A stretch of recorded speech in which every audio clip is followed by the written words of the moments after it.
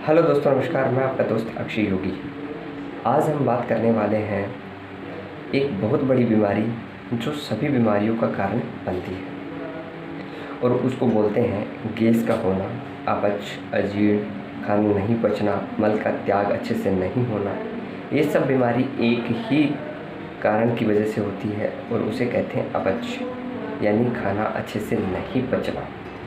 और इस बीमारी को हम बहुत आसानी से घर पे रहकर ही ठीक कर सकते हैं। किसी डॉक्टर या किसी सलाह की ज़रूरत नहीं होती है, लेकिन सही जानकारी और सही सूझबूझ के द्वारा ही इसको करने वाले हैं। इस वीडियो में आप देखोगे, मैं कुछ स्टेप बताऊंगा कि आप अपनी अपच को विदिन 10 डेज़ के अंदर, अगर आपको आफरा, गैस, अजीर्ण, अपच, मल का त्याग नहीं हो रहा, मल 10-10, 15-15 दिनों में नहीं आना, इस तरह की अगर कोई भी दिक्कत है तो आप खुद ही उसको ठीक कर पाओगे।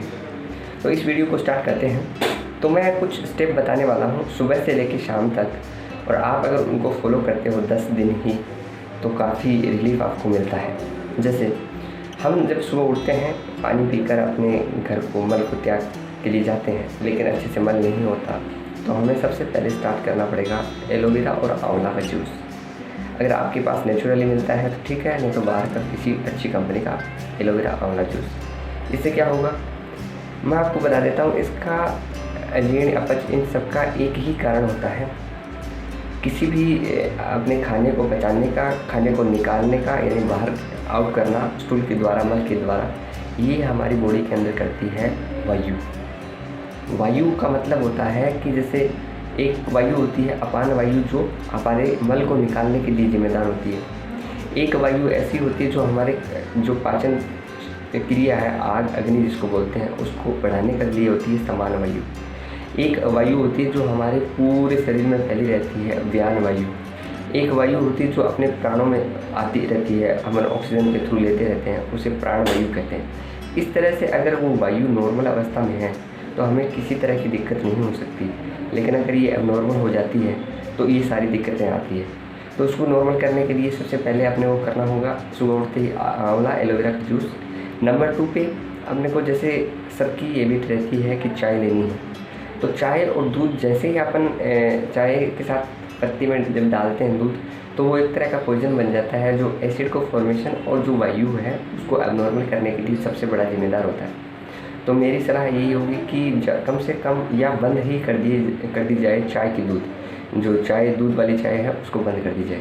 काली चाय आप ले सकते हो या फिर हर्बल टी आप ले सकते हो। फिर उसके बाद में आता है प्राणायाम। प्राणायाम एक बेहतरीन चीज़ है जो कि आपकी जो वायु है, जैसे प्राण वायु है, उदान वायु है, अपान वायु है, इन सब को कंट्रोल करने के लिए सबसे ज़्यादा यूज़फुल जो चीज़ है वो प्राणायाम है। ये प्राण मतलब जो प्राणों का आयाम बढ़ा दे। इसमें कपालभाति और अनुलोम विलोम और भस्त्रिका, ये आप किसी भी यूट्यूब चैनल से देख लीजिए, अच्छे से देख के उसको कीजिए। नंबर 3, फिर आप, एक बात होता है कि प्राणायाम, जैसे कोई भी आटा आप यूज़ कर रहे हो, मैं तो कहूँगा कि गेहूँ आप एकदम धीरे धीरे कम कर दी जाए, उसकी जगह जौ, ज्वार, बाजरा, रागी, ये अपना कट्टू, उदलक, ये जो मोटे अनाज हैं, इनके अंदर क्या होता है, फाइबर बहुत मात्रा में होता है। और फाइबर का मतलब ये होता है कि आंतों के अंदर मलों को फंसने नहीं देता, इसलिए आप इनको यूज़ कीजिए। फिर उसके बाद में आटा किसी का भी यूज़ करें तो उसमें थोड़ी अजवाइन की मात्रा आप डालिए। फिर उसके बाद आता है रात को, जब आप ये सोते टाइम अगर आपको ज़्यादा कब्जी है तो रात को इसबगोल ले लीजिए, और इसबगोल के साथ सुबह आप फ्रेश हो जाओगे। तो इस तरह से ये छोटी छोटी जो चीज़ें हैं वो आप करके अपनी कब्जी को, अपच को, अजीर्ण को, जो भी आपकी आफरा, पेट भारी होना, ये सारी प्रॉब्लम्स को सॉर्ट आउट कर लोगे। धन्यवाद दोस्तों। ऐसे ही इस वीडियो को सब्सक्राइब करें और शेयर कीजिए, जिससे कि जानकारी, छोटी छोटी जानकारी है।